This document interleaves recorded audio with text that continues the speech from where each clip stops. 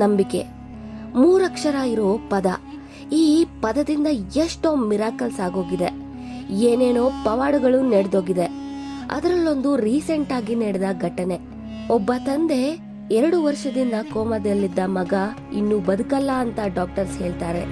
ಅದಕ್ಕೆ ತನ್ನ 2 ಕೈಗಳಿಂದ ತನ್ನ ಮಗನ್ನ ಎತ್ಕೊಂಡು ಪೂರಿ ಜಗನ್ನಾಥ ಟೆಂಪಲ್ಗೆ ಬರ್ತಾರೆ.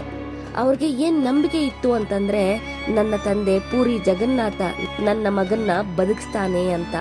ಅತ್ಕೊಂಡು ದೇವ್ರೇ ನನ್ನ ಮಗನ್ನ ಕಾಪಾಡು ಅಂತ ಗುಡಿಯೊಳಗೆ ಬರ್ತಾರೆ. ಯಾರ ಅಡ್ಡ ಬಂದ್ರು ಪೊಲೀಸ್ ಹೇಳಿದ್ರು ಕೇಳ್ದೆ ಸ್ಟಾಪ್ ಮಾಡ್ದೆ ದೇವ್ರ ದರ್ಶನ ಮಾಡ್ಲೇಬೇಕು ಅಂತ ಹಠ ಹಿಡಿದು ಗರ್ಭಗುಡಿಯೊಳಗೆ ಬರ್ತಾರೆ. ಕರೆಕ್ಟ್ ಆಗಿ ದೇವ್ರಿಗೆ ಮಹಾಮಂಗಳಾರತಿ ಟೈಮ್.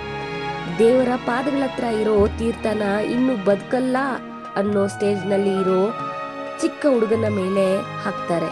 ಸುತ್ತಮುತ್ತ ಇದ್ದ ಭಕ್ತರೆಲ್ಲರ ಜೊತೆ ಪೂಜಾರಿಗೂ ಶಾಕ್ ಆಗ್ಬಿಡುತ್ತೆ.